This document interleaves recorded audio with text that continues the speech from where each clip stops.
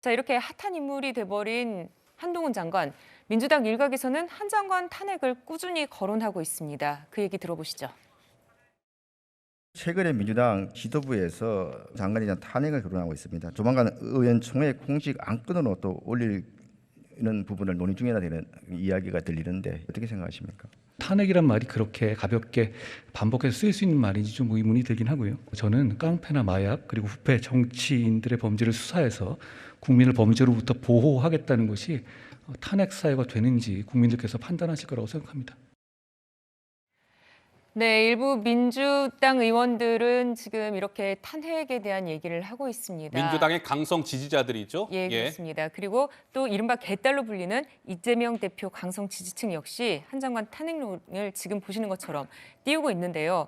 최진봉 교수님, 한 장관은 때릴수록 존재감이 커진다 이런 말도 나오고 있는데 그래도 계속해서 뭐 강성 지지자층도 그렇고 일각에서도 민주당 일각에서도 계속해서 탄핵론이 나오는 이유는 뭘까요? 뭐 아무래도 이제 한동훈 장관의 태도나 이런 부분에 대한 불만이라고 생각해요. 저는 이제 네. 한동훈 장관 늘 제가 지적하는 부분 중에 하나가 뭐냐면 한동훈 장관은 이제 대한민국의 장관으로 임무를 하고 있는 겁니다. 정치인이 아니에요. 그래서 예. 발언에는 정치적 색깔은 빼고 공직사로서의 중립성을 지키는 발언들이 저는 필요하다고 생각해요.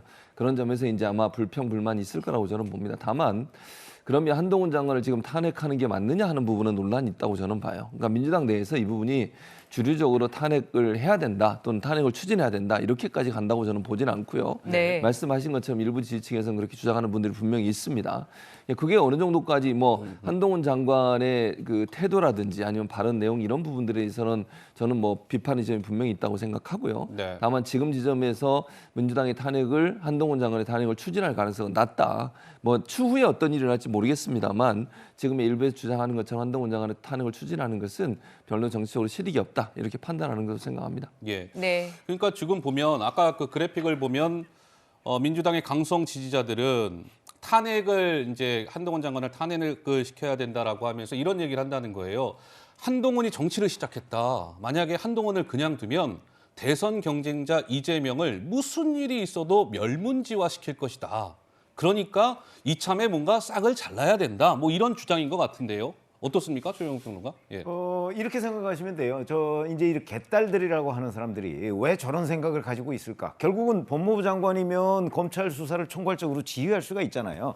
지금 뭐 한동훈 법무부 장관은 자기는 지휘하지 않겠다 이렇게 얘기를 했습니다만은 다른 사람들이 눈에는 이제 지휘한다고 보여지는 거죠. 그러다 보니까 지휘에서 결국 본인이 만약에 정치를 하게 될 경우에는 경쟁 가능성이 있는 가장 강력한 후보가 역시 뭐 이재명 민주당 대표 아니겠습니까? 네. 예. 그러니까 아마 표적으로 해서 지금 현재 벌이고 있는 수사들을 무리하게 그 뭐 이재명 유죄 쪽으로 몰고 갈 것이다. 이런 불안감이 있는 거죠. 예. 그런 점에서 이제 한동훈 법무부 장관에 대한 탄핵을 거론하고 있는 건데 사실 객관적으로 보면 그 한동훈 장관 없어진다고 지금 이재명 대표에 대한 수사가 사라질까요? 저는 그렇게는 보지 않아요. 그런 점에서 본다면 다분히 정치 공세성으로 민주당의 강력 지지자들이 지금 이제 한동훈 장관을 그 공격하고 있는 거. 이거는 이재명 대표와 연관된 수사에 대한 일종의 맞불 카드. 뭐 이 정도로 봅니다. 예. 네. 저는 개인적으로 민주당이 한동훈 장관에 대한 탄핵안을 발의할 용기를 못 낼 거라고 생각을 합니다.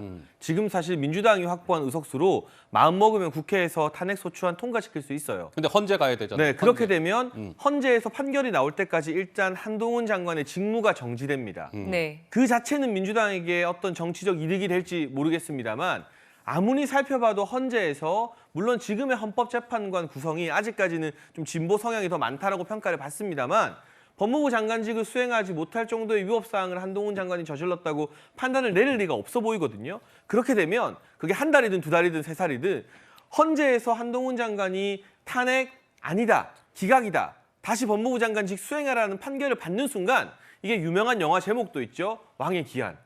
그렇게 되는 겁니다. 한동훈 장관에게 레드카펫을 깔아주는 격이 되는 것이기 때문에 이 같은 이 사안을 아마도 고려하고 있을 민주당이 말은 이렇게 하지만 끼케야 이번에 박진 외교부 장관 기스 내기 위해서 해임 건의안 통과시키는 것 정도가 민주당이 할 수 있는 최선 최상의 강수이지 그 헌법재판소에서 살아나서 왕에 기한할 게 두려워서라도 네. 실제로 탄핵 소추안 발의는 하기 힘들지 않을까 싶습니다. 네, 한 장관 또 지난달에는 검수원복 시행령을 두고 민주당 의원들과 설전을 벌이기도 했습니다. 들어보시죠. 장관이 검찰청법 시행령 개정을 하셨죠. 그래서 6개 범죄 등으로 돼 있던 게 2개 범죄 등으로 축소가 됐습니다. 저게 수사 개시 범위가 늘어나는 법입니까? 축소되는 법입니까? 저는 법에 정해진 대로 시행령을 만들었다는 말씀을 드리겠습니다. 이거 권한쟁의 심판에서 지면은 이거 무효됩니다. 검사들이 수사한 이 범죄에 대해서 전부 무효가 돼요. 그러면은 사법 패닉 생기지 않겠습니까?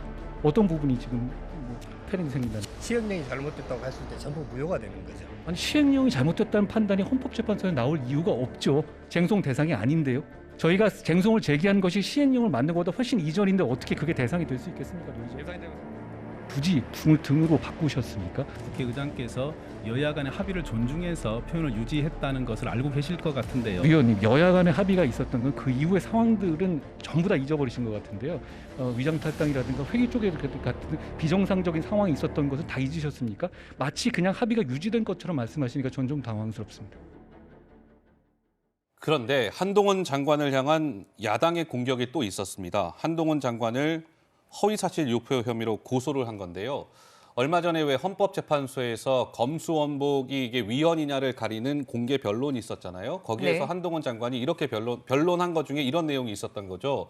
박홍근 원내대표가 검찰 수사권 분리를 주장하며 문재인, 이재명 지켜내겠다고 공언했다. 일부 정치인 지키려 추진한 입법이다. 이렇게 발언한 것을 두고 민주당에서는 아니 무슨 얘기합니까? 다른 취지와 맥락으로 발언한 것을 연결했습니다. 허위사실 유포로 인한 명예훼손 혐의로 고소하겠습니다 해서 진짜 실제로 고소를 했어요. 우리 최진봉 교수 보시기에는 한 장관의 저 발언이 고소까지 이어질 사안이다 이렇게 보십니까? 어떻습니까? 뭐 그거는 이제 고소하는 사람들이 판단하는 문제고요. 네. 그러니까 이 맥락은 뭐냐면 저 말을 했어요. 박홍근 의원이 안 한 건 아니에요. 예. 지금 뭐 예를 들면 문재인 전 대통령이나 죄송합니다. 이재명 대표를 지키려고 한다. 이 발언을 했지만 이 발언의 내용은 지금 검경 수사권 조정 문제와 관련 없는 다른 장소에서 했던 거예요. 그걸 이제 한동훈 장관이 얘기를 한 거거든요. 그래서 이거는 명백히 사실과 다른 내용인 건 분명해요. 저는 그렇게 보고요.